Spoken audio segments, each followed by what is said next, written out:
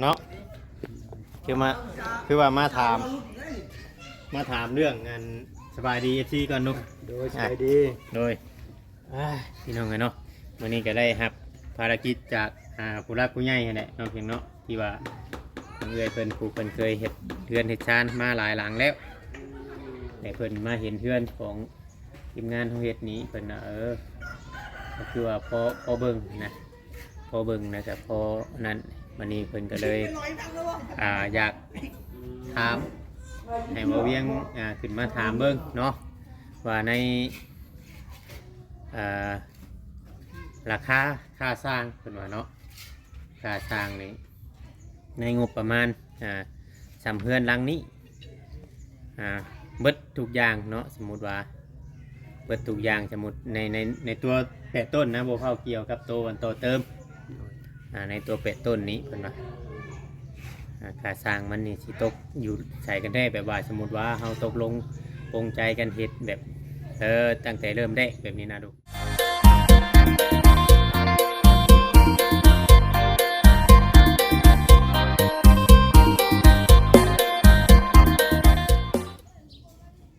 กับทักทายสบายดี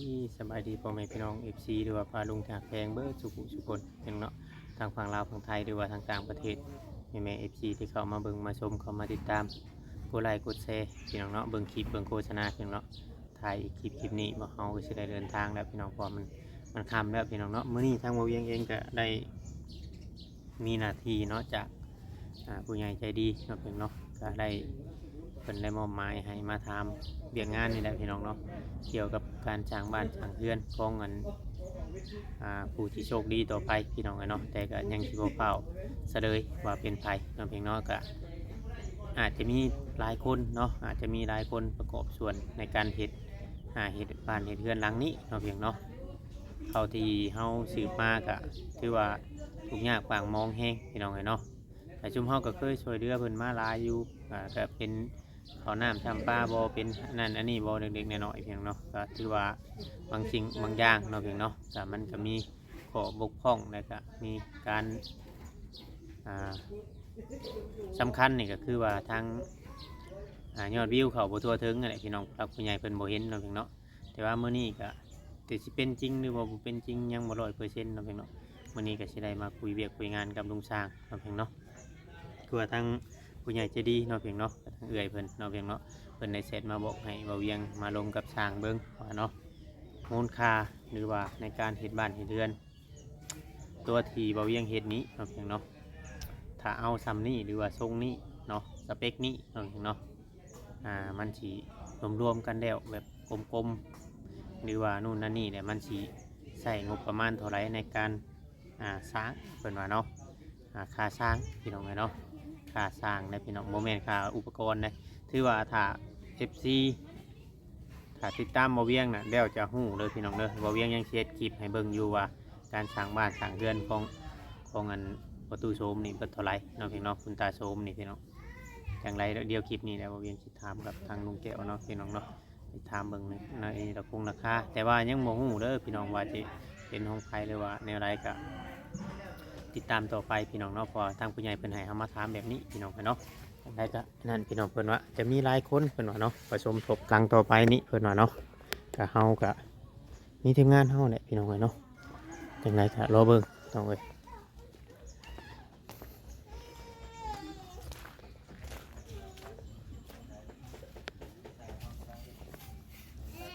อันนี้กำลังสาบเสาตัวนี้อยู่พี่น้องเดี๋ยวมันแห้งมันยังไม่คัด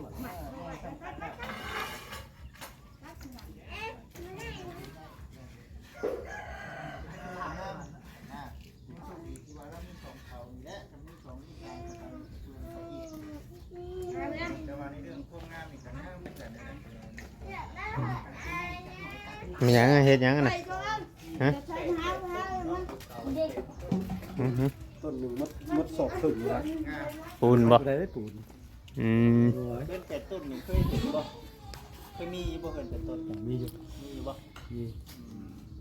ลังนี่ลานี่ ว่าบ่เคยมีประเด็นนะ เป็นหลังนี่เลยสิ มันต้องมีมันยังสิบ่มี มันก็งามอีกแล้ว แม่ มันก็งามเหมือนกันเนาะ เป็นยังที่เขาอยู่ในสาย มีแต่เกาะอยู่เนาะ แม่สายต้นโอเคแล้วเป็นเก่าแล้วเราที่สองมีเงิน3 ล้านที่3 ผมว่า ในที่สอง ชาวเปต้น จะเป็นต้นเอาเฮือนช่างแปะ เอาเลยนะ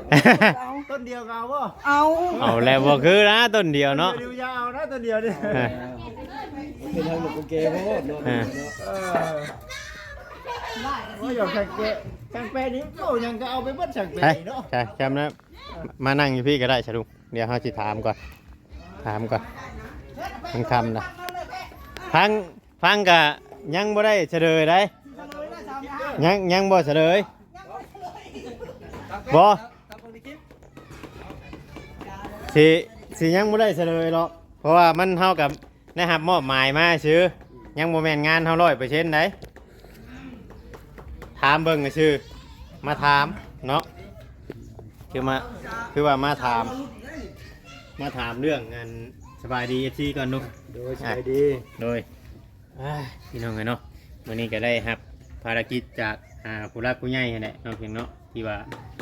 เอื้อยเพิ่นผู้เพิ่นเคยเฮ็ดเรือนเฮ็ดชานมาหลายหลังแล้ว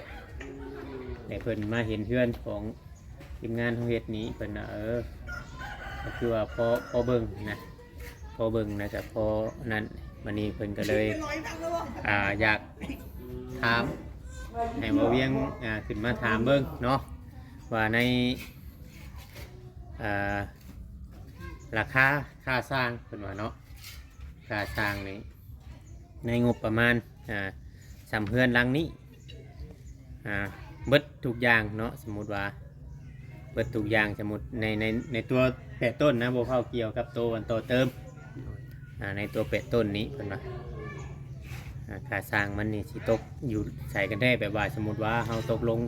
ปรงใจกันเฮ็ดแบบตั้งแต่เริ่มได้แบบนี้นะดู คุดคุมไปเลยเนาะ แมนควบคุมมาเลยฮะแต่ว่าสมมุติว่ากระเพิ่นจ้างเพิ่นก็สิไล่เป็นขั้นตอนบอกคือว่าในไล่ก็ยังเฮาก็ยังบ่แน่ใจคือกัน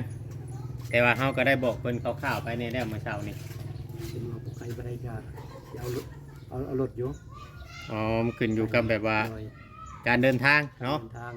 อืม แมนยู ไกลๆเนาะ คือพอสิซื้อว่าไปไกลก็ได้มีรถรับส่งมันเฮาจะเที่ยวไปหาครอบครัวเด้ อืม การเดินทางมันเสี่ยงไกลหลายก็นั่นที่ว่าใกล้ก็ธรรมดาเราหลับแต่คุดคุมตั้งคือ50,000น่าจะเป็น 50,000 แดงมดทาสีปูโล 50,000เนาะ โดย50,000 อืม เอาเลยมาเลย เดี๋ยวเบิดทางดังเลยของน้ำของในทาสีปูกะโลเรียบร้อยเนาะ แม่น จะอยู่ในหมู่50,000โดยในอันเพื่อนอัน4 คูณ 8 เมตร 50เนาะ4 คูณ 8 เมตร 50 แต่ไม่ฉลาดหรอ แม่นแบบนี้ทรงนี่ลักษณะนี่แหละตามที่เพิ่นทำมาแล้วเบิดประมาณนี้พี่น้องไงเนาะ FC แต่ว่ากับมันโมเมนต์งานเฮาอาจจะมีเฮาเข้าไปเป็นบางส่วนนะเพราะว่าตามที่เพิ่นแจ้งมาเฮาก็ยังบ่ฮู้คือกันแต่ว่าเพิ่นให้เฮาเป็นคนมาประสานงานกับช้างเพราะว่าช้างยังเฮ็ดอยู่กับเฮาแบบนี้นะถามเบิ่งลุงแก้วเบิ่งเพิ่นว่าประมาณ 40,000หรือว่า 50,000 ถ้ามึงสู้ชิบุไกก็เป็น จังหวะ บางเทื่อเนาะบางเทื่อสมมุติว่ามันอันนั้นอันนี้แห้งก็อาจจะลดไล่อยู่เนาะคุยกันไปพี่น้องกันเนาะขอให้มันเกิดขึ้นจริงก่อนพี่น้องเพราะว่าตอนนี้รายละเอียดมันยังบ่อยากชัดเจนปานใดรายละเอียดยังบ่อยากชัดเจนปานใดแค่ว่าอย่างฮู้ราคาแบบคร่าวๆบางคนเพิ่นก็ถามบ่เวียงมาอันค่าทรงค่าสร้างเนาะบ้านประตูโชมนี่น้อยกระทันหัดว่าใหญ่ก็บ่ใหญ่ว่าน้อยก็บ่น้อยเพิ่นว่าพอดีอยู่พอดีงามเลยอันนั้นแต่ว่ามันก็สิตื่นน้ำโมเมนต์ยังหรอกพี่น้องมันสิตื่นน้ำอุปกรณ์หรือว่าสิ่งของสิ่งที่มันแพงถ้ารวมเบิดทุกอย่างนะ200,000ปลายอยู่แล้วทางนี้ เมื่อไรเตะได้นี่ แมน200,000ปลาย ตามที่เฮาเราไล่ข่าวๆเบิ่งค่ากินค่าอยู่นี่ ตาม สม ไร มุติ เมืองนะ คำว่าค่ากินค่าอยู่ค่าเดินทางเฮานี่กำไรรวมเบิดนี่บ่ เกือบ3 เกือบแหละ เกือบ3แสนเลย แม่นค่าของแพงแห้งช่วงนี้มันแตกต่างกับช่วงเฮาเฮ็ดเฮือนแม่จอนหรือว่าเฮ็ดเฮือนน้องจ้อยเนาะ แม่น ตอนนั้นยังราคานี่ยังว่าพอพังอยู่ ๆจะบางสดหนึ่งทะเล70 70เนาะ 65 70กับตัวแรงน่ะ แม่น อันนี้ตัวแรงมาชอบละแสน แสน ประตูอันนี้95 95 คือว่านักเติบ ตัวเล็กอีกตอนนั้น33เนาะ แม่นเล็กตะกี้เส้นหนึ่ง33เดี๋ยวนี้เส้นหนึ่ง55 50ปลาย แม่คำตัวนาเนี่ยก็70เส้นหนึ่งเติบว่าถือว่าการเฮ็ดเฮือนนี่บางเทื่อผู้ใหญ่บางคนบางเทื่อเพิ่นเคยเฮ็ดที่ผ่านมาเนาะถ้าว่าเฮาบ่มีรายละเอียดแบบชัดเจนบางเทื่อเพิ่นสิบ่อยากเชื่อได้ต่างแต่ว่าเงินนี่มันมีเงินเฟ้อเงินหยังนี่แหละเพิ่นนี่สิเชื่อในจุดนี้ว่าเงินช่วงนี้มันก็เงินเฟ้อแน่เนาะเงินลาวเงินไทยหรือว่าเงินนั่นว่าสีมันยังก็หลายเก็บเนาะแต่ว่าตัวนี้นั่นมื้ออื่นน่ะทาสีห้องพื้นตามว่านั่นก็ทาสีห้องพื้น เด่นกระสีห้องพื้น แม่นทาสีห้องพื้นก่อน ก็ใส่สีได้เลย แม่น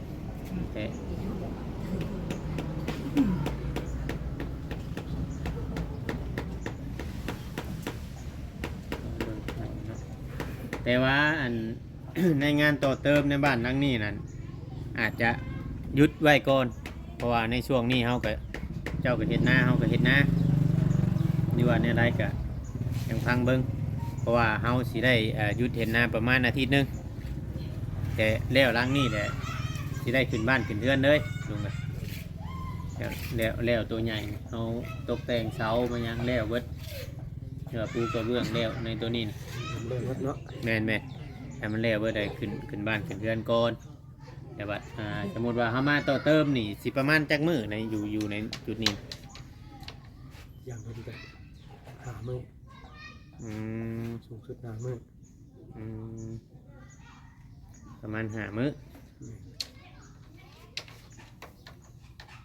มันสิฮอดอยู่บ่มัน เพื่อไว้เพื่อชีอย่างไรที่จนหดหัว อืม ที่นั่นที่นี่ที่นั่นที่นี่ ยันว่ามีกระติกกระจกเข้ามาเนาะ ที่กระจกเข้ามา เบาเผื่อไว้เนาะ ที่ว่าเฉพาะตัวเงินมันก็4 มื้อ3 มื้อ4 มื้อก็แล้ว เนาะเฉพาะแต่ตัวต่อเติมตัวเฮาวางแผนไว้นี่ วาง เนาะ ไว้ว่าอันเนี้ย ว่ามี FC ถามกันเข้ามาหลายอยู่ไสเด้คือว่าสิเฮ็ดห้องเฮ็ดหยังมันยังบ่ถึงเวลาพี่น้องเนาะว่าที่จริงอ่ะคำมันบ่จ้อกับยามเวียกยามงานของเฮาเองนี่ยามให้ยามหน้านี่บ่แม่นว่านั่นดอกพี่น้องเฮาก็อยากเฮ็ดคือกัน แต่ว่าสมมุติว่าเฮาได้เมื่อแนวใดเฮาก็ต้องได้เอาเมื่อได้เครื่องของเนาะลุงเนาะปาไว้บ่ได้เพราะว่ายามเฮีย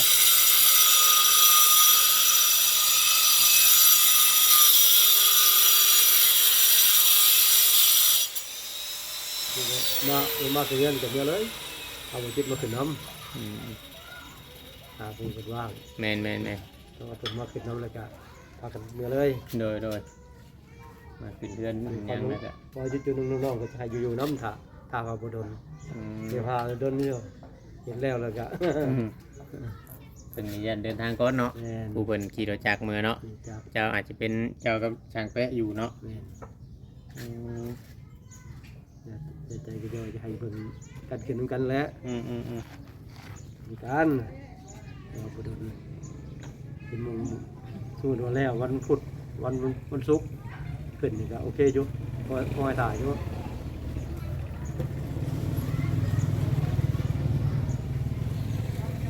ถ้ามีวันทานอาจจะแล้ว ใช่เดือนนี้บ่วันคานมื้อนี้วันอาทิตย์เนาะมื้อนี้วันจันทร์วันคานนี่กรรมนั่นนี่อาจจะสำเร็จเบิดเนาะลุงเนาะ แบ่งหมด วันคานนี่อาจจะสำเร็จเบิดเพราะว่ามันก็ยังมีใช้กระเบื้องก็ยังต่อน้ำหันมืออื่นเนี่ยสมมุติว่าเฮามานี่คำว่ามีอันกระเบื้องเข้ามาก็แม่นได้เฮ็ดบ่ตัวเสา เฮ็ดเด้ มันได้เฮ็ดพร้อมกระเบื้องบ่ว่าแนวใดมันเป็นแบบไรตัวนี้เฮาบ่อยากยังบ่เข้าใจ ต้นที่ความนึงเขาเหยียบได้แล้วสิโก อ๋อ สิ ก่อน โกแล้ว ก่อน ตอนเช้าเลยสิโบกเลยโบกถือว่าถามก็เบื้องมากก็พร้อมติดเลยมือ อืม หากเบื้อง ประมาณจักก็แก๊สจักกองอัน ต้น1 2แกะ เสาตัวหนึ่งบ่ แม่น 4 เก็ด เอาคำว่ามันเป็นนั่นกระเบื้องแผ่นใหญ่แผ่นหนาตัวนั้นมันก็หลายเก็ดคือเก่าบ่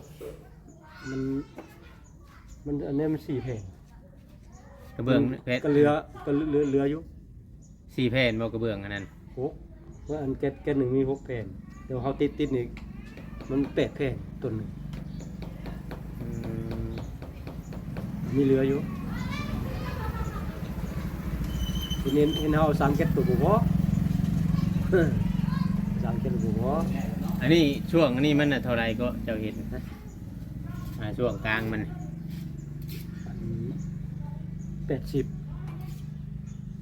หนา42 แผ่น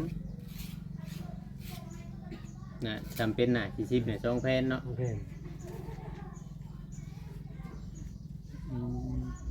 ถ้าเป็นหน้า60 หนา60 กระเบื้องนี่มันสิมีจักสิว่านั่นได้เนาะ มีแหละ บางห้านแต่เฮาซื้ออยู่ในเซนูตะกี้น่ะหน้า50นี่คือว่า6แผ่นก็มีแก็ดหนึง แม่น เออ 6 แผ่นก็มี นี่ เกินลงสลาก6 แผ่น น่ะเฮาซื้อตอนเฮาซื้อเมื่อเฮ็ดในอันเฮ็ดของครัวเฮาอยู่เฮือนน่ะคือว่า6แผ่นนะ 6 แผ่นเนี่ยมันสลาก6 แผ่น บัดเฮาเบิ่งในอันห้านอันนี้เท่านั้นบัดมี4แผ่น เกินต้องท้องกับ4 แผ่น อืม 10กัน อืม 4 แผ่นมันบ่คือกันแฮะ บ่คือกันเนาะ โม6 แผ่นเขาว่าได้เม็ดครึ่ง6 แผ่น โอ้ เม็ดครึ่งตัว4 แผ่นก็เม็ดหนึง อืม มันขึ้นกับอันนั้นคือกัน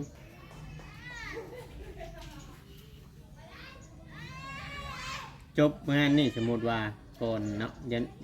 ยังบ่มีบ่บอนสิไปเฮ็ดแบบจองตัวไว้ จะมีแต่อันห้องน้ำ งานของน้ำ งานห้องน้ำเหมือนกันมันพ่อของอันนั้นลงสง โอ้ขอของบ่าวตรงนี้ อ่า บ่เฮิงดอกของน้ำเนาะ ได้3 มื้อ 3มื้อเนาะ2มื้อ3 ห้ มื้ อ อง น้ำซ้ำนึงกันน้องแต่อะไรเป็นไงเฮ็ด อื เข้ามาทางน้องหลา อืม จองตัวไว้อยู่นี่ โอ้บ่โดนดอกซะบ่โดน 3 มื้อกัน ปกติไปเฮ็ดจำนึงก็ สามมื้อ สังกะสีเท่าไหร่จัก3แผ่นบ่สิ เมื่อ เจ้า นี้ ไป ก็สิบ่ได้อยู่ดำนานเขาดอกสิพาน้องหลาไปเริ่มเฮ็ดเลย อื เพ ม ราะว่าเพิ่นจองตัวแล้ว อืมโอ้ 3 มื้อกาว่า3 มื้อมันแล้วนะแต่คือน้องแต่แล้วมันก็พัดตั้งเสา2 ต้นโอ้เพิ่นเฮ็ดติดกับเพื่อนเด้ให้เพิ่นวางฟานแผ่นเฮ็ดติดกับเพื่อนติดกับพาเพื่อนไปเลยต้นหนึ่งเป็นเพื่อนต้นหนึงเฮ็ดก็ไปเด็บไปเลยนะ อืม เป็นอะไรตั้ง2 ต้นเพราะว่าพื้นที่มันหอมเลยพื้นที่เพิ่นน่ะ เออ หอมแรกๆเพิ่นสิมีบุญวาสนาของพ่อแม่เขาเคยมีบุญวาสนาเถื่อเพิ่นเฮ็ดตลาดก็มีเพราะว่ามันเป็นน้ำหมู่ไหลมาใส่หมู่กูนสูงกว่าเด้เพิ่นบ่อยู่ลุก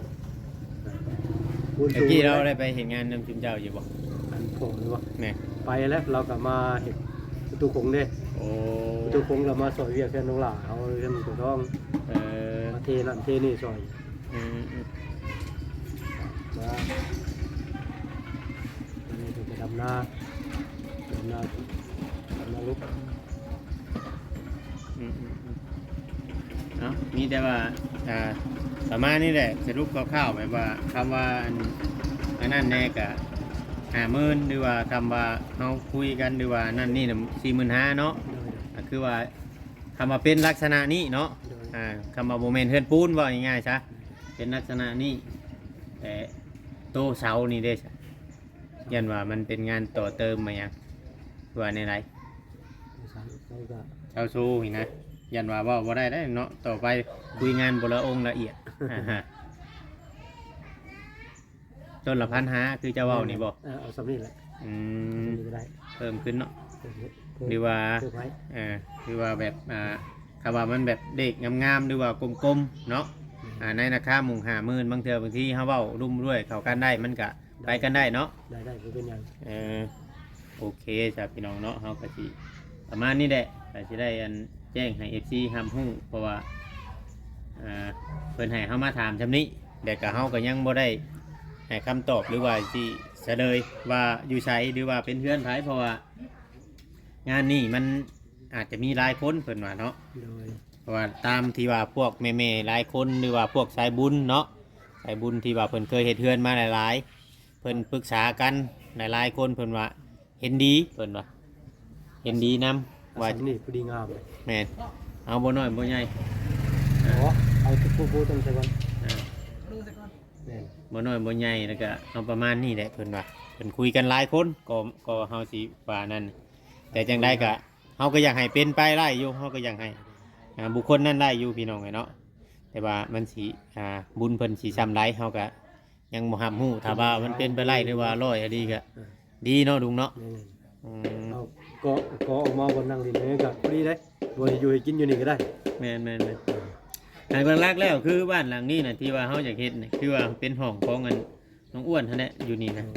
ว่าอยากเฮ็ดเป็นห้องนอนของเพิ่นแต่ทางออกก็เป็นทางเดียวตรงนี้ก็สิเป็นหน้าต่างแต่ภาคทางนี่ก็พอเพิ่นว่าบ่ได้ ปิดเลย แม่นบ่ได้คิดอย่างไรหรอกในนั้นแต่ว่าเอาตัวนี้ให้คนเชยชมไปก่อน คนอย่างไปอย่างมาโอ้ยคือว่างามแท้อะนะจอมเบิ้งบัดเฮาทาศอกทาสีขึ้นไปนี่แห้งสีขึ้นไปอีก เดี๋ยวปาดออกอีกได้จัก2 เซนน่ะเอาแปะลงด้วย จ้ะมีแต่ว่าเจ้าเบิ้งเรียกเบิ้งงานแหละโอเคสะดุงนะสบายดีพี่น้อง เดี๋ยวปาดก็ลง เบิ้งงานตัวนั้นก่อนพี่น้องเนาะมีแต่ประมาณนี้เนาะเนาะเดี๋ยวเฮาสินะมีหยังกะร่วมกันอีกเทื่อนึงเดี๋ยวมีหยังกะร่วมกันอีกเทื่อนึงเพราะว่ามาถามเนาะเพิ่นได้ให้บ่เวียงมาถามเบิ่งพิมพ์สร้างเนาะเพียงเนาะเพิ่นเห็นบ้านดังที่บ่เวียงเฮ็ดตอนนี้มันงามเพิ่นว่าถูกใจเพิ่นเนาะเพียงเนาะก็เลยอยากเฮ็ดเพิ่นว่าเนาะสิชวนกันหลายๆคนเพิ่นว่าเนาะเฮ็ดจังไดก็เบิ่งชมไปนำกันอีกเทื่อนึงเดี๋ยวจังไดเฮาชี้แจงอีกเทื่อนึงเนาะเพียงเนาะเพราะว่างบประมาณในบ้านหลังนี้ก็คือว่าแหละค่าขนส่งอยู่พี่มันไกลเนาะอาจจะมีค่าขนส่งคนยังถ้าว่ามันอยู่แถวใกล้ก็ค่าขนส่งมันอาจจะถือลงกับเป็นไปได้เนาะเพียงเนาะจังไดก็ติดตามติดตามต่อไปเพราะว่าเฮือนหลังนี้เนาะทุกอย่างทุกสิ่งเนาะเฮาซื้อหยังมันมีบินเบิดพี่น้องไงเนาะเดี๋ยวเฮาจะรวมให้เบิ่งอีกเทื่อนึงพี่น้องเนาะคลิปนี้ก็ผิดพลาดการใดก็ต้องกับขอโทษขออภัยเด้อพี่น้องอยู่ดีไม่แห้งพี่น้องเนาะขอกล่าวคำว่าสบายดีเนาะ